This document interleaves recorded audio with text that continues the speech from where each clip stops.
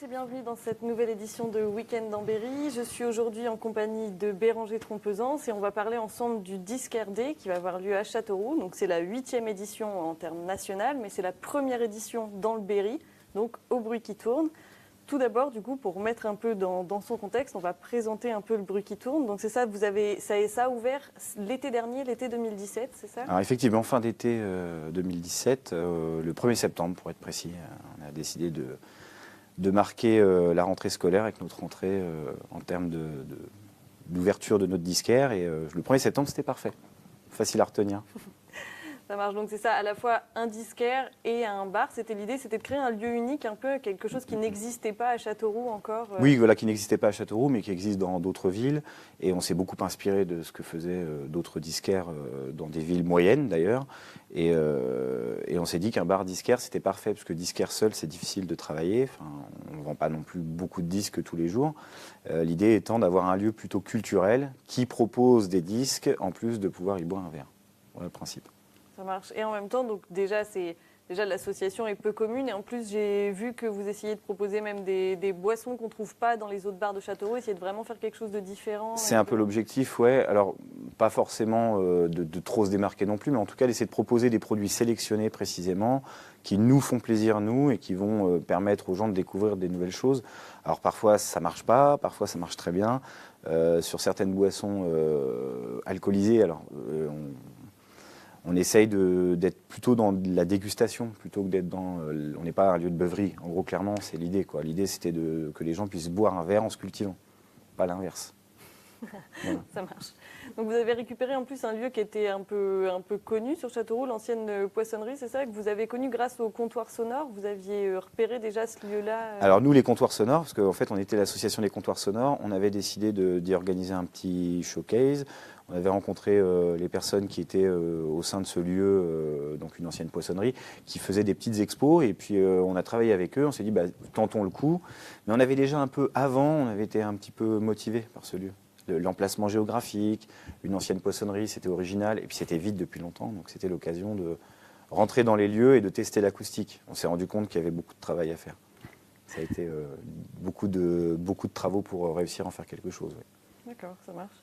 Et aujourd'hui, du coup, c'est ça maintenant. Donc il y a à la fois il y a la partie disquaire, puis il y a une partie scène aussi. C'était important pour vous de pouvoir accueillir aussi des artistes, pouvoir accueillir la culture vraiment en plein. Ah oui, c'était l'idée. Et alors une scène, c'est un bien grand mot parce que le lieu est petit, comme vous avez pu le remarquer. On n'a vraiment pas un lieu énorme on peut pas parler d'une vraie scène. En tout cas, on arrive à organiser les choses et on a proposé un lieu qui permet d'être modulable et qui permet les showcases. Je précise bien.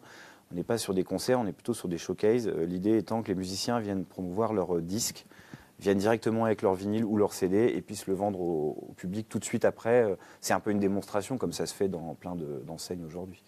C'était un peu l'objectif. Effectivement, il y a ce côté mini-scène de concert. Voilà, on peut le dire comme ça. C'est plutôt ça le principe. Ouais, puis c'est ce que les gens viennent chercher aussi, en même temps d'avoir une ambiance différente et pouvoir, après, ça permet la rencontre, en même temps, justement, ce que vous disiez, rencontrer les artistes directement qui viendront vendre. C'est ça. Puis, ils ont l'air de s'en satisfaire en plus, que chaque fois, ils sont très surpris de la proximité, même presque parler de promiscuité parfois. Cette proximité, elle permet aux artistes de ne pas tricher. C'est-à-dire qu'on a vraiment tout de suite, c'est du direct, quoi. On n'a pas le droit à l'erreur, sinon ça s'entend tout de suite, ça devient compliqué à gérer. Et du coup, les spectateurs, je pense que dans le Berry, ils aiment beaucoup ça, le droit de toucher, le droit de voir. Le droit de se rendre compte que c'est accessible et que c'est pas parce que c'est passé parfois à la télé ou sur les réseaux sociaux à grande échelle que ce sont des artistes qui sont inaccessibles. C'était l'objectif aussi. Je pense à des artistes, on a fait venir des rappeurs américains, les Castelroussins étaient très surpris, genre vous faites venir des rappeurs, alors dans le milieu indépendant, mais assez connus, ils étaient surpris, j'ai dit oui, on prend des risques, mais l'idée c'est de vous montrer que c'est faisable. En tout cas, c'est pas interdit à Châteauroux, quoi. Et pour l'instant, personne ne nous empêche de le faire, donc c'est très bien. Oui, puis c'est nouveau. Moi, je vois justement les jeunes de Châteauroux cherchent ce genre de lieu, ce genre de rencontres et tout ça. Et c'était un moyen de dynamiser, de montrer que dans le Berry, on peut faire ça. C'est ça. Et puis surtout, de montrer qu'on peut... nous, c'est ce qu'on nous a dit dernièrement. C'est génial, je viens chez vous, il y a de tout le monde, il y a du monde entier. Enfin, il n'y a pas de problème, les gens se rencontrent, on a des gens plus anciens, enfin des gens d'une 60aine d'années, ce qui pourrait paraître surprenant, et des jeunes de 18 ans. C'est ce qu'on voulait aussi. Nous, on est un peu dans un âge intermédiaire. On a passé la trentaine. On s'ennuie un peu parfois à Châteauroux. Et du coup, on s'est dit, nous, on veut proposer ça. Et du coup, c'est bien, ça crée une nouvelle dynamique. À Châteauroux, il se passe plein de choses maintenant, clairement. Alors, dans le Berry, d'une manière générale, et nous, pour notre cas, Châteauroux, ça fait plaisir. Ça veut dire qu'on a quand même lancé un petit quelque chose, quoi. En tout cas, on espère. Et puis, il y a justement cette conversion des jeunes et des moins jeunes. Du coup, il y a le vinyle à ce côté-là, en fait, justement, de rassembler un jeune public et potentiellement un public plus... Les anciens, eux, ils savent, ils connaissent pour eux-mêmes. D'ailleurs, ça n'existait plus. Et ils se rendent compte que, si, bien sûr que si. Alors, ils cherchent les petites perles, les pièces rares. Et puis, les jeunes, eux, ils commencent à découvrir que les disques des artistes qu'ils écoutent sur les réseaux sociaux ou sur les plateformes d'écoute en ligne, ils existent aussi en physique. Et du coup, il y a un petit peu la petite guerre entre le streaming et le physique. Et puis, ça est en train de converger. C'est-à-dire que certains jeunes nous demandent maintenant, est-ce que tu peux m'aider à acheter une platine, que je puisse acheter des vinyles. On a mon associé Rémi qui est DJ, qui mixe avec des vinyles et qui propose des cours de scratch, qui propose son expertise. Et du coup, ça permet de créer un lien intergénérationnel et puis d'apprendre tous les jours parce que les jeunes nous apprennent des sons qu'on ne connaissait pas, les anciens nous remettent un peu d'aplomb sur certaines choses qu'on pensait connaître. Ça permet d'avoir un petit point de convergence. En tout cas, on essaye de faire ça. On n'arrive pas toujours à s'entendre avec tout le monde, mais c'est bien l'objectif, c'est qu'on puisse ne pas être d'accord et échanger sur le sujet. Et qu'est-ce qu'on peut trouver comme vinyle, du coup, là, au bruit qui tourne ? Quelles sont vos références, on va dire ? Alors, on essaye d'éviter de rentrer en concurrence avec les grandes chaînes. C'est leur métier, ils ont du volume. Nous, on essaie de sélectionner, mais j'ai ramené quelques exemples. Nous, on va au même titre que proposer là, les Johnny Hallyday, puisque c'est un peu malheureusement l'actu, mais aussi des artistes peut-être un petit peu plus liés au hip-hop, comme les Beastie Boys. On a ce genre de vinyle, mais on va aussi aller sur des nouveautés quand même, parce qu'on n'est pas là pour non plus attendre que les grandes chaînes le fassent, comme par exemple Eddie de Pretto, c'est un peu la coqueluche du moment, mais on en a pour les enfants aussi. Je vous ai ramené volontairement Aldebert Enfantillage, qui est, il est passé à Châteauroux il n'y a pas très longtemps. C'est une assez belle pièce, plutôt sympathique, avec des artistes français connus. Je peux comme Gaëtan Roussel, par exemple, qui font des chansons pour enfants. Mais on va également enchaîner ça. Alors j'ai ramené du Bob Marley, des choses très classiques. Et puis à côté de ça, là j'en ai pas ramené parce que ça parlera peut-être pas à tout le monde. L'idée c'est de venir et nous demander d'écouter les vinyles. On va proposer de la pop française, donc de nombreux groupes français qui explosent en ce moment, qu'on voit dans des émissions. Alors il y a une émission en particulier qui propose comme ça une petite virgule musicale avec des nouveautés. On va proposer du rap américain. Mon associé en parlerait mieux que moi, il est très très spécialiste du domaine. L'idée étant de permettre à ceux qui écoutent des musiques sur d'autres canaux que la télé ou la radio, ou qui écoutent par exemple peut-être Radio Ballistique, de pouvoir trouver des raretés chez nous. C'était l'objectif. Et puis, faut bien vivre, donc on propose aussi des choses plus connues. Voilà le principe. On brasse tous les genres, à peu près, globalement, tous les genres. Peut-être le métal, un peu moins, peut-être. Ça viendra. Ça viendra. Ça marche. Et puis, du coup, moi, j'ai vu, sur votre page Facebook, vous mettez régulièrement vos nouveautés. J'ai vu passer il n'y a pas longtemps L'Homme Pâle, qui sera au Printemps de Bourges. Exactement. Dita Van Teese et Sébastien Tellier. C'est ça. C'est l'idée aussi de rentrer dans ce qui se fait de mieux aujourd'hui. Alors nous, L'Homme Pâle, on a de l'affection pour lui parce qu'on a eu l'occasion de le faire venir avec les comptoirs sonores il y a 2-3 ans, avant qu'il explose. Et aujourd'hui, c'est un peu notre petit fait de gloire en disant cet artiste-là, il est quand même été aux Victoires de la musique, il est maintenant à Bourges, il est tête d'affiche. Aujourd'hui, il est inaccessible pour nous, encore que, il faudrait voir, mais ça nous permet de continuer à jongler là-dessus. D'ailleurs, ce L'Homme Pâle, édition limitée sur la première sortie, je crois que c'était 500 exemplaires, des Parisiens nous appelaient pour nous l'acheter parce qu'il était introuvable. Et là, il est ressorti depuis, mais c'est les petites raretés comme ça qui font plaisir. Et puis, c'est surtout les petites prises de risque parce que financièrement, quand on achète un vinyle, on ne peut pas le renvoyer.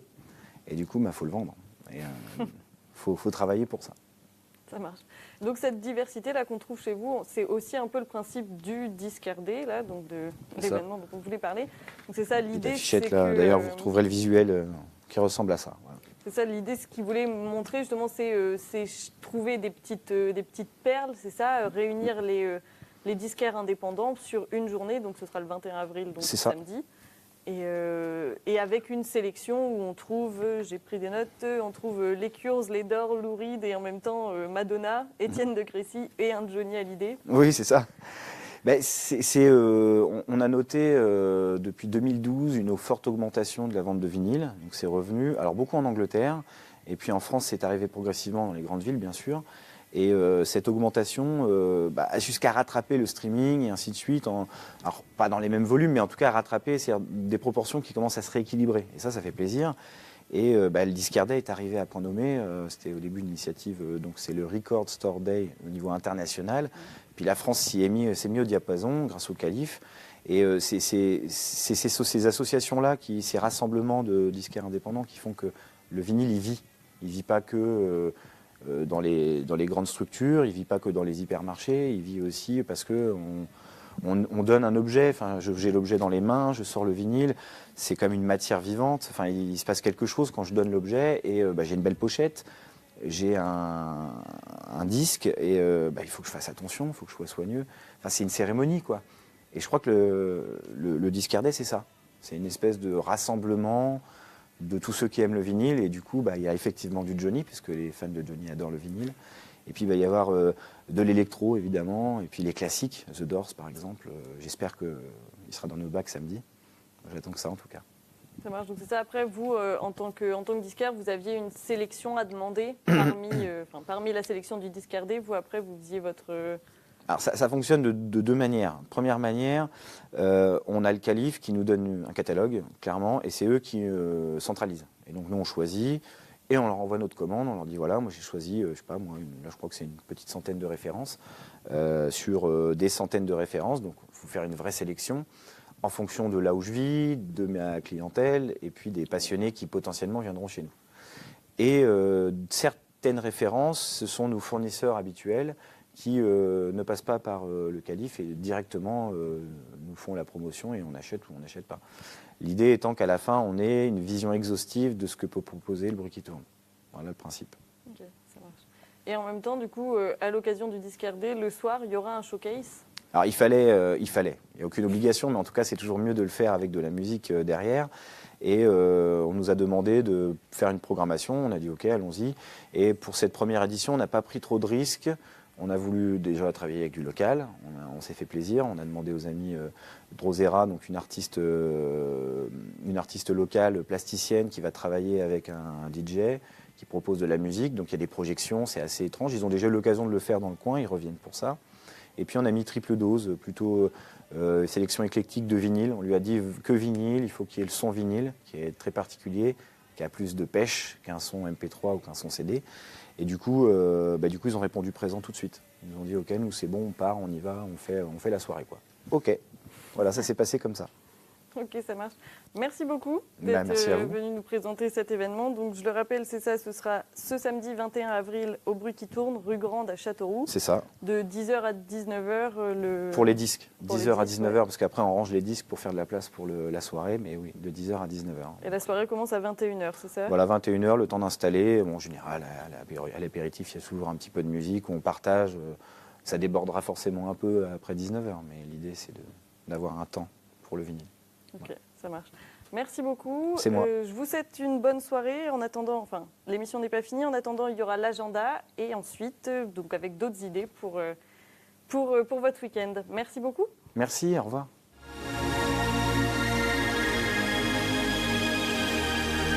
Ce week-end, c'est la 12e édition de l'Envolée des livres à Châteauroux. Les samedis 21 et 22 avril, le couvent des Cordeliers accueillera près de 150 auteurs pour des dédicaces, tables rondes, projections et aussi un stand pour les enfants et un stand d'ouvrage local. Retrouvez d'ailleurs le reportage de BIP TV sur le salon dès le début de la semaine prochaine. Pour la 3e année consécutive, la salle des fêtes de Châtillon-sur-Indre va accueillir son défilé de mode. Un rendez-vous pour les professionnels mais aussi pour les curieux. Et enfin ce dimanche, la Ligue contre le cancer organise son thé dansant annuel en compagnie de l'accordéoniste Elsa Goudry et du guitariste Michel Barnave. Les bénéfices de cette soirée iront donc au profit de l'association. Week-end dans Berry, c'est terminé. Pour revoir l'émission, rendez-vous sur le site internet. Il me reste à vous souhaiter un bon week-end et à vous donner rendez-vous vendredi prochain à 18h50 avec Alix Choletsky qui viendra nous parler du Dior Beer Festival. Bon week-end.